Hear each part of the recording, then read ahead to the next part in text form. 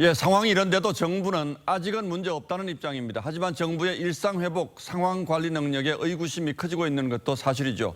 예측치도 자꾸 빗나가고 있습니다. 이쯤 되면 정부의 말을 다 믿을 수 있을지 따져보지 않을 수 없게 됐습니다. 자, 최원희 기자, 오늘 코로나 유행 이후에 가장 많은 확진자가 나왔는데 정부 예상치는 얼마나 됐습니까? 네, 일주일 전 예측 자료를 보면요. 현 상태의 유행이 지속되면 이달 말 2,600에서 3,000명, 12월 말엔 2,900에서 4,000명의 확진자가 발생할 걸로 봤습니다. 그런데 이미 중순인데도 3,000명대 확진자가 연이틀 나오고 있는 상황이죠. 3주 전 일상회복 시작 직전에 내놓은 예측은 더 낙관적이었습니다.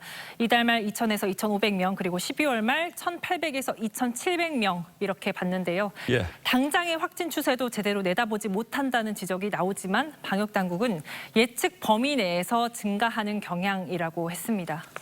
자, 이렇게 확진자가 늘면 위중증 환자도 비례해서 같이 늘 텐데 이 위중증 환자 수는 예측 범위 안에 있습니까? 네, 일상 회복 직전에 방역 당국 목소리부터 들어보시죠. 현행 저희 체계로서는 한 5,000명 정도까지는 견뎌낼 수 있을 거다라고 하는 판단이고. 네, 하지만 현재 확진자 3,000명대 상황에서 위중증 환자는 정부가 최초 마지노선으로 제시한 500명을 넘어섰고요. 수도권 중환자 병상 가동률도 78.2%로 기준선으로 제시된 75%를 이미 넘었습니다. 전문가들이 정부가 말하는 감당 여력에 회의적인 이유입니다. 준비 안 된 상태에서 위드 코로나 선언해버리니까 더 혼란스럽고 의료기관들은 더 죽어나는 거죠. 그리고 정부가 강조했던 백신 접종률도 이미 80%에 육박하는데 왜 이렇게 환자 수가 계속 늘고 있는 겁니까? 네, 고령층 돌파 감염이 주요 원인으로 꼽힙니다. 상대적으로 접종 완료 시기가 빨랐던 고령층에서 체내 항체가가 떨어지면서 위중증으로 가는 경우가 늘고 있다는 건데요. 방역 당국은 그동안 기본 접종 6개월 후 추가 접종 방침을 취해왔습니다. 예. 미국 식품의약국에서 6개월을 권고하고 있다는 점을 배경으로 제시했는데요. 돌파 감염 상황을 고려해서 상황이 악화된 이후인 어제 추가 접종 간격 4에서 5개월로 단축한다고 공식 발표했습니다. 국내외에서 면역 효과가 급감하는 시기가 6개월보다 짧을 수 있다는 전망은 이미 여러 차례 나오지 않았습니까? 네, 그렇습니다. 그리고 우리 방역 당국도요.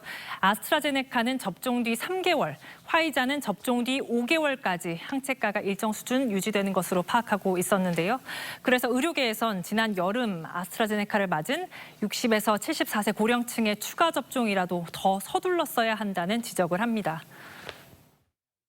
그전부터도 논의를 충분히 했어야 되는데 제가 보기에는 시기를 좀 놓쳤다 그렇게 보는 거죠. 지금 면역이 없는 사람들이 저는 굉장히 많다고 보는 거죠.